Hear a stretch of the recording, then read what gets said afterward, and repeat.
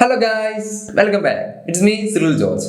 അപ്പോൾ ഇന്നത്തെ വീഡിയോ എന്ന് പറയുന്നത് ഷോമിയുടെ ബഡ്ജറ്റ് സീരീസ് ഒന്നായ ഷോമിയുടെ പോക്കോ M2 Pro എന്ന് പറയുന്ന ഡിവൈസ് ആണ് നമ്മൾ അൺബോക്സ് ചെയ്യാൻ പോകുന്നത്. അതുപോലെ തന്നെ ഇതിന്റെ ചെറിയൊരു ഔട്ട്ലുക്കും ഒരു ഓവർവ്യൂ ആണ് ചെയ്യാൻ പോകുന്നത്. അപ്പം വീഡിയോയുടെ കിടക്കുന്നതിന് മുമ്പ് നിങ്ങളുടെ ചാനൽ സബ്സ്ക്രൈബ് ചെയ്തിട്ടില്ലെങ്കിൽ ഇപ്പോൾ തന്നെ സബ്സ്ക്രൈബ് ചെയ്യുക, പിന്നെ ബെൽ ബട്ടൺ കൂടി തന്നെ ഓൺ ചെയ്യുക. ഇപ്പം പെട്ടെന്ന് തന്നെ വീഡിയോയിലോട്ട് പോകാം.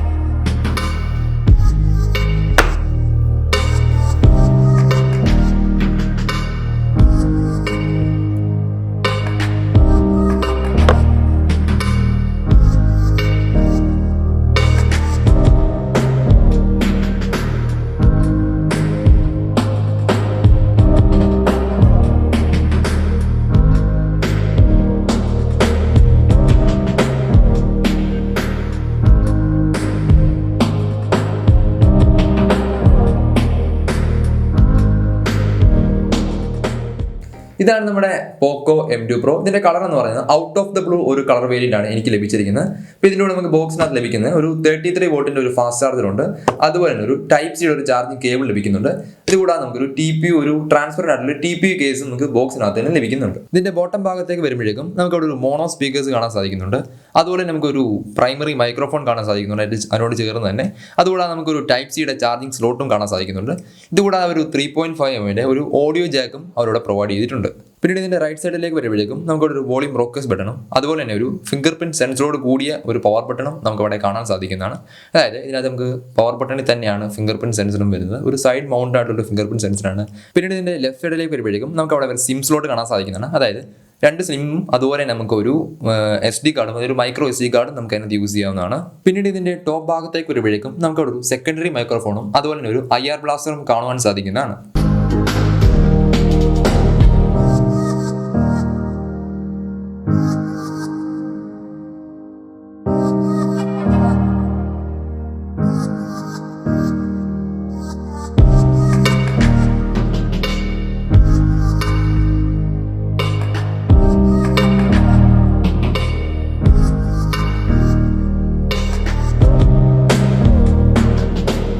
ആദ്യം തന്നെ ഇതിന്റെ ഡിസ്പ്ലേയിലേക്ക് നോക്കുമ്പോഴേക്കും നമുക്ക് അവിടെ ഒരു 6.67 ഇഞ്ചസിന്റെ ഒരു 1080p റെസൊല്യൂഷനുള്ള, അതായത് ഫുൾ HD റെസൊല്യൂഷനുള്ള ഒരു IPS LCD പാനലാണ് ഇതിനകത്ത് വരുന്നത്.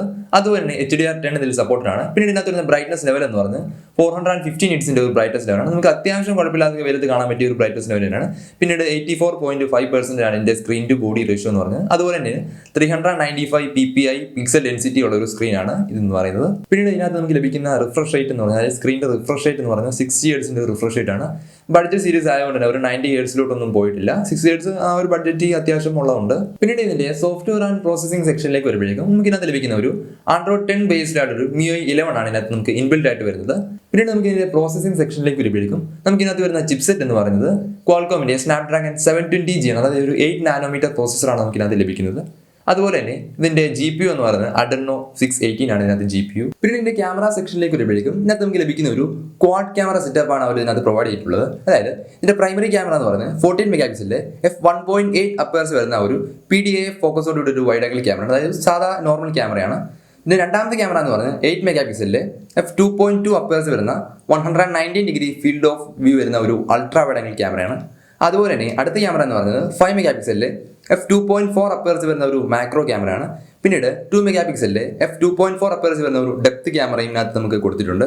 പിന്നീട് ഇതിന്റെ വീഡിയോ സെക്ഷനിലേക്ക് വരുമ്പോഴേക്കും നമുക്ക് ഇതിനകത്ത് 4K 30 FPS-ലും 1080p 60 FPS-ലും 1080p 30 FPS-ലും അതുപോലെ തന്നെ 1080p 120 FPS-ലും അതുകൂടാതെ നമുക്ക് 720p 960 FPS, അതായത് സ്ലോ മോഷൻ ആയിട്ടുള്ള 960 FPS നമുക്ക് വീഡിയോസ് ഷൂട്ട് ചെയ്യാൻ സാധിക്കുന്നതാണ്. അതുപോലെ തന്നെ ജൈറോ AIS സ്റ്റെബിലൈസേഷനും ഇതിന്റെ ക്യാമറയിൽ നമുക്ക് പ്രൊവൈഡ് ചെയ്തിട്ടുണ്ട്. പിന്നീട് ഇതിന്റെ ഫ്രണ്ട് ക്യാമറയിലേക്ക് വരുമ്പോഴേക്കും 16 മെഗാപിക്സലിലെ f2.5 അപ്പേഴ്സ് വരുന്ന ഒരു അത്യാവശ്യം വൈഡ് ആയിട്ടുള്ള ഒരു ക്യാമറയാണ് ഫ്രണ്ടിൽ നമുക്ക് പ്രൊവൈഡ് ചെയ്തിട്ടുള്ളത്. അതുപോലെ തന്നെ ഇതിന്റെ ഫ്രണ്ട് ക്യാമറയിൽ നമുക്ക് 1080p 30 FPS-ലും 1080p 120 FPS-ലും നമുക്ക് വീഡിയോസ് ഷൂട്ട് ചെയ്യാൻ സാധിക്കുന്നതാണ്. അപ്പോൾ നമുക്ക് പോക്കോ M2 Pro എടുത്ത കുറച്ച് വീഡിയോസും ഫോട്ടോസൊക്കെ ജസ്റ്റ് ഒന്ന് കണ്ടുപോകാം.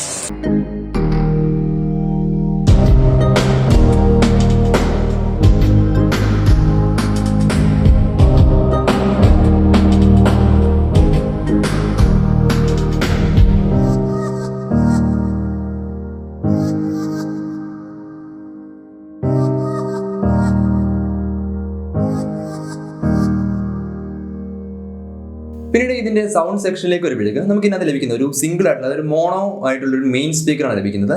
പിന്നീട് ഇതിന്റെ മോണോ സ്പീക്കറിന്റെ ക്വാളിറ്റിയെ കുറിച്ച് പറയാനും അത്യാവശ്യം ഈ ഒരു പ്രൈസ് റേഞ്ചിലുള്ളത് ഉണ്ട് എന്ന് നമുക്ക് പറയാം. കാരണം അത്ര വലിയ ക്വാളിറ്റി ഒന്നും നൽകുന്നില്ലെങ്കിലും ഈ ഒരു പ്രൈസ് റേഞ്ചിലുള്ള ഒരു ക്വാളിറ്റി നമുക്ക് ഇതിനകത്ത് ലഭിക്കുന്നുണ്ട്. പിന്നീട് ഇതിന്റെ ഇയർ പീസിനെ കുറിച്ച് പറയുമ്പോൾ നമുക്ക് അത്യാവശ്യം കോഡിംഗ് ഒക്കെ നല്ല ക്വാളിറ്റി തന്നെ ആ ഒരു ഇയർ പീസ് നമുക്ക് ലഭിക്കുന്നുണ്ട്. അതുപോലെ തന്നെ നമുക്ക് ഇതിനകത്ത് ഒരു 3.5 ഓഡി ജാക്കും അവർ പ്രൊവൈഡ് ചെയ്തിട്ടുണ്ട്. പിന്നീട് ഇതിന്റെ സെക്യൂരിറ്റി സെക്ഷനിലേക്ക് നോക്കുമ്പോഴേക്കും നമുക്ക് അവിടെ ഒരു സൈഡ് മൗണ്ടഡ് ആയിട്ടുള്ള ഒരു ഫിംഗർ പ്രിന്റ് സെൻസറാണ് ഇതിനകത്ത് പ്രൊവൈഡ് ചെയ്തിട്ടുള്ളത്. അതായത് ഒരു മെറ്റാലിക് ഫിംഗർ പ്രിന്റ് സെൻസറിനാണ് ഇതിനകത്ത് പ്രൊവൈഡ് ചെയ്തിട്ടുള്ളത്. പവർ ബട്ടന്റെ അത് തന്നെയാണ് ഒരു ഫിംഗർ പ്രിന്റ് സെൻസറായിട്ട് വർക്ക് ചെയ്യുന്നത്. അതുകൊണ്ട് തന്നെ നമ്മുടെ ഫിംഗർ പ്രിന്റ്സ് ഒക്കെ വളരെ വേഗത്തിൽ തന്നെ സ്കാൻ ചെയ്തിട്ട് അൺലോക്ക് ആവുന്നതാണ്. അതുപോലെ തന്നെ നമുക്ക് ഒരു 2D ഫേസ് സ്കാനർ ഇതിനകത്ത് അവൈലബിൾ ആണ്. ഞാൻ ജസ്റ്റ് ഇതിന്റെ രണ്ടിന്റെയും സ്പീഡ് ഒന്ന് ജസ്റ്റ് ഇവിടെ കാണിക്കാം.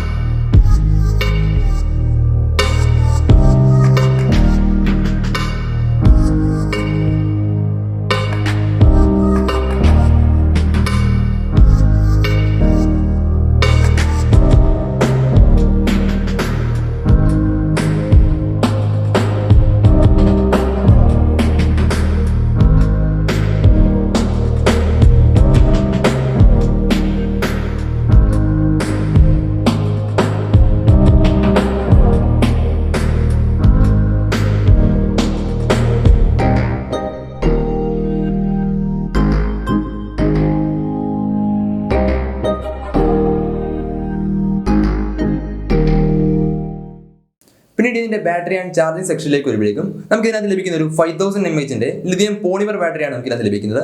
അതുപോലെ തന്നെ 33 വോൾട്ടിന്റെ ഒരു ഫാസ്റ്റ് ചാർജർ നമുക്ക് ലഭിക്കുന്നുണ്ട്. ഈ ഒരു ബഡ്ജറ്റിൽ ഇത്രയും നല്ല ബാറ്ററി ലൈഫും ചാർജിംഗ് സ്പീഡും ഒക്കെ ലഭിക്കുന്ന വേറെ ഡിവൈസ് ഇല്ല എന്ന് നമുക്ക് പറയാം. പിന്നെ ഇതിന്റെ കംഫർട്ടബിലിറ്റി സെക്ഷനിലേക്ക് നോക്കുമ്പോഴേക്കും നമുക്ക് ഇതിന്റെ വെയിറ്റ് എന്ന് പറയുന്നത് 209 grams ആണ് ഇതിനകത്ത് വരുന്നത്. അതായത് കുറച്ച് ബൾക്കി ആയിട്ടുള്ള ഡിവൈസ് ആണ്. അതായത് 6.67 ഇഞ്ചസിന്റെ ഒരു സ്ക്രീൻ സൈസ് വരുന്നതുകൊണ്ട് തന്നെ അത്യാവശ്യം ബൾക്കി ആയിട്ടുള്ള ഒരു ഡിവൈസ് ആണ്. പിന്നീട് ഇതിനകത്ത് വരുന്ന ഒരു ഗ്ലാസ് ഫിനിഷ് ആയതുകൊണ്ട് തന്നെ നമ്മുടെ കയ്യിൽ നിന്നൊക്കെ പെട്ടെന്ന് സ്ലിപ്പായിട്ട് തറയി വീണാനുള്ള സാധ്യതയൊക്കെ കൂടുതലാണ്. അതുകൊണ്ട് നമ്മൾ ഇത് യൂസ് ചെയ്യുമ്പോൾ തീർച്ചയായിട്ടും ഒരു കവർ യൂസ് ചെയ്യുന്നത് നന്നായിരിക്കും. പിന്നെ നമുക്ക് ഈ ഒരു ഡിവൈസിൽ അതായത് 3 കളർ വേരിയൻസ് ആണ് അവൈലബിൾ ആയിട്ടുള്ളത്. ഒന്നാമത്തെ എന്ന് പറയുന്നത് ഔട്ട് ഓഫ് ദി ബ്ലൂ എന്ന് പറഞ്ഞ ഈ ഒരു കളർ, രണ്ടാമത് ഗ്രീൻ ആൻഡ് ഗ്രീനർ എന്ന് പറഞ്ഞൊരു കളർ, പിന്നീട് ഒരു 2 ഷെയ്ഡ്സ് ഓഫ് ബ്ലാക്ക് എന്ന് പറഞ്ഞ കളർ മോഡലാണ് നമുക്ക് അവൈലബിൾ ആയിട്ടുള്ളത്. പിന്നീട് നമുക്ക് ഇതിനകത്ത് 3 സ്റ്റോറേജ് വേരിയൻസ് ആണ് അവൈലബിൾ ആയിട്ടുള്ളത്.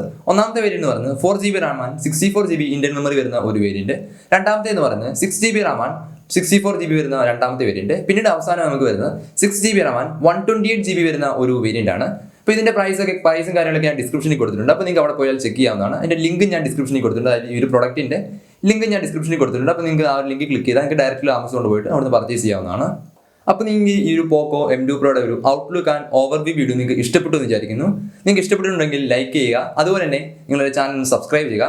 പിന്നെ താഴെ ബെൽ ബട്ടൺ കൊണ്ട് എനേബിൾ ചെയ്യുക. പിന്നെ നിങ്ങൾക്ക് ഈ ഒരു വീഡിയോ പറ്റി എന്തെങ്കിലും സംശയങ്ങളോ എന്തെങ്കിലും ഉണ്ടെങ്കിൽ നിങ്ങൾ താഴെ കമന്റ് ചെയ്യുക. അപ്പോൾ പുതിയൊരു വീഡിയോയിൽ കാണുന്നവരെ ബൈ.